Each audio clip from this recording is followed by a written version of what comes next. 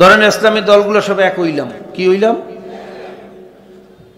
এর মধ্যে কারে বাদ দেবেন? তরিকত ফেডারেশনের কি করবেন? বাদ দেবেন? নেবেন না? কথা কয় না।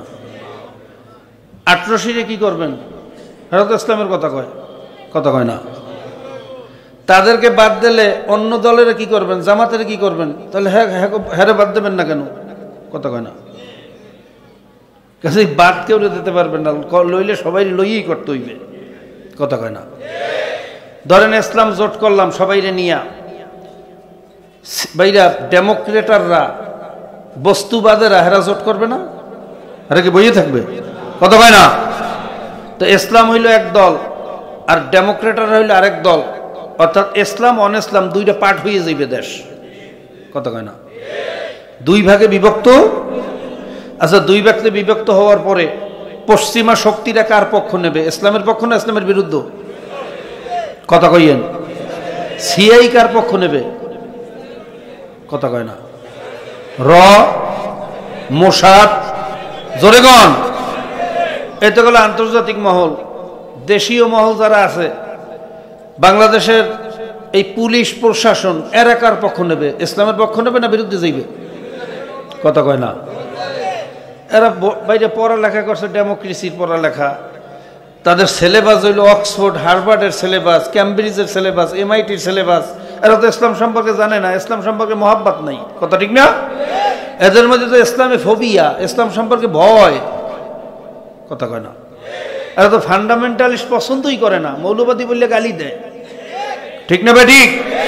তাহলে পুলিশ আমাদের পক্ষে থাকবে, পত্রিকাওয়ালারা, কথা কয় না। এই প্রথম আল্লাহ ডেলি স্টারের মুরিদ যারা আছে, দেশের পত্রিকাওয়ালারা, তারা কি আমাদের পক্ষে থাকবে? কথা কন। বর্তমানে যারা অন্তর্বর্তীকালীন সরকারে আছে, ফারুকিরা সহ, এরা মনে হয় ইসলামের পক্ষে থাকবে। হ্যাঁ, যারা ট্রান্সজেন্ডারকে প্রমোট করতে চায়, তারা হইছে আজকের আমাদের উপদেষ্টা, আছে না এর মধ্যে? এই উপদেষ্টারা কি থাকবে আমাদের পক্ষে? কথা কয় না রে। তো কেউ তো আমার পক্ষে নেই, তা আমি এত বাধা ঠেললে সামনে যাইবেন কেমনি? কথা কয় না। আমি তো মনে করি আগে দিনের ভোট রাত্রে হইছে, আর যদি এইভাবে দুই ভাগে দেশটা বিভক্ত হয়, তাহলে দিনের ভোট দুপুর বেলা করিয়ে হইলেও এই পশ্চিমারা মিল্লা ইসলামী দলকে ঠকাইয়া ছাড়বে, কি কথা ঠিক না ভাই? ঠিক।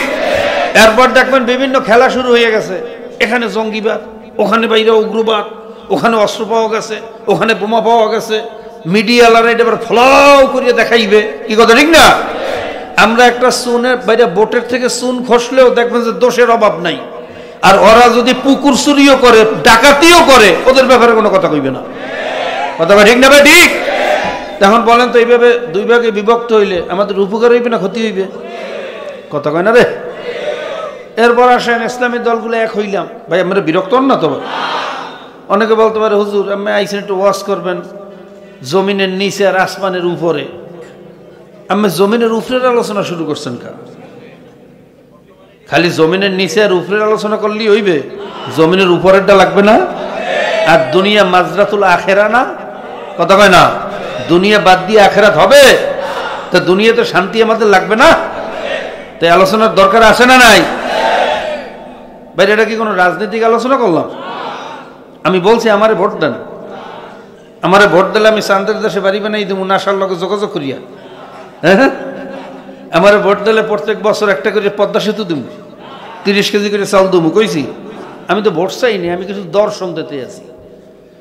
যদি ভালো লাগে গ্রহণ করবেন, ভালো না রাখলে প্রত্যাখ্যান করবেন। সবার যে ভালো লাগতে হইবে ব্যাপারটা এরকম না, কি কথা ঠিক না? কিন্তু যুক্তি যদি থাকে আর যদি এটা বাস্তব হইয়া থাকে, তাহলে আমি মনে করি প্রত্যেকটা মানুষের এই কথাগুলোর উপর আমল করা উচিত, কথা ঠিক না? আল্লাহ পাক আমাদেরকে আমল করার তৌফিক দান করুন। এরপর ইসলামী জোট করলাম, জোটের মধ্য থেকে দুই একটা দল আমাদের বিরোধী জোটালারা ছুটাইয়ে নেওয়ার চেষ্টা করবে না, কথা কয় না? আসো আমাদের সাথে, সিট দিমু 4টা, মন্ত্রী দিমু 1টা, নির্বাচন করতে যত বস্তা টাকা লাগে তাও দিমু, ক্ষমতায় তো আমরাই যামু, ওখানে থেকে লাভটা কি, কথা কয় না? আসো আমাদের সাথে, আসো আসো। যখন এইভাবে পেয়ার করিয়া মোহাব্বত করিয়া দাওয়াত দেওয়া শুরু করবে, কয়টা দল জোটের মধ্যে থাকবে নাম কোন দেখি? কত কয় না? এদেশে ইত্তেহাদুল উম্মাহ একসময় হয় না? কত কয় না? জোট হয় না এদেশে, ইসলামের ঐক্য জোট হয় না? জোরে গণ। বটগার মাসে হাফিজুর রহমাতুল্লাহর সময় সব দল জামাত ছাড়া সমস্ত ইসলামী দল এক হয় না? মুসলিম লীগের মধ্যে ইসলামী দল মিললে সবাই এক হয় না? এগুলো কই? ইতিহাস কি? ইতিহাস আমাদের জানা আছে, কথা ঠিক না?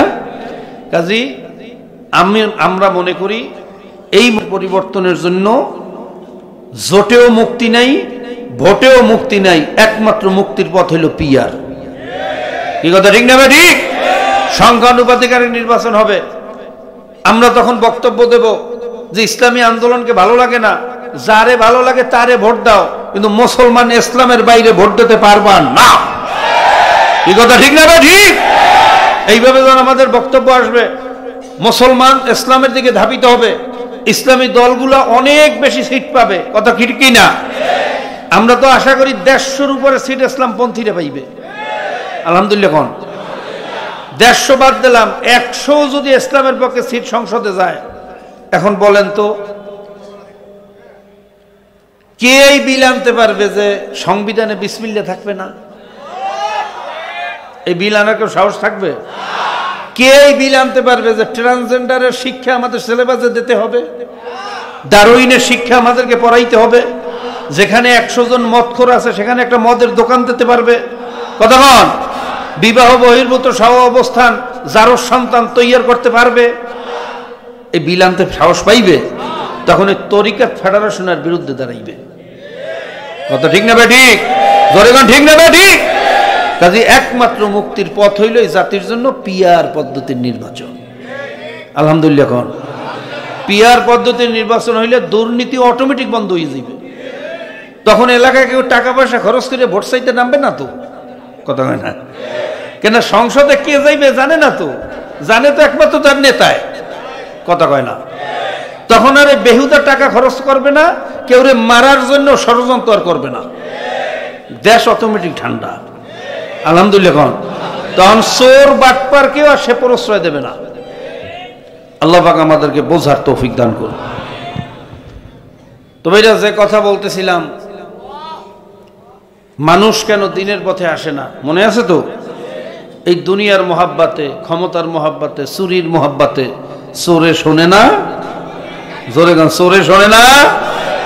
দেখবেন এই কথাগুলো অনেকের কাছে ভালো লাগবে না, মনে করবেন ওর মধ্যে সমস্যা আছে, কথা কয় না? কেন স্বার্থের বিরুদ্ধে গেছে, চুরি বাটপারি করতে পারবে না পিয়ে রইলে, কথা কয়। আর দখল টখল চলবে, এই চোরে শোনে না, মুখস্থ করেন, চোরে শোনে না। আল্লাহ পাক রব্বুল আলামিন আমাদেরকে মোমেন হওয়ার তৌফিক দান করুন।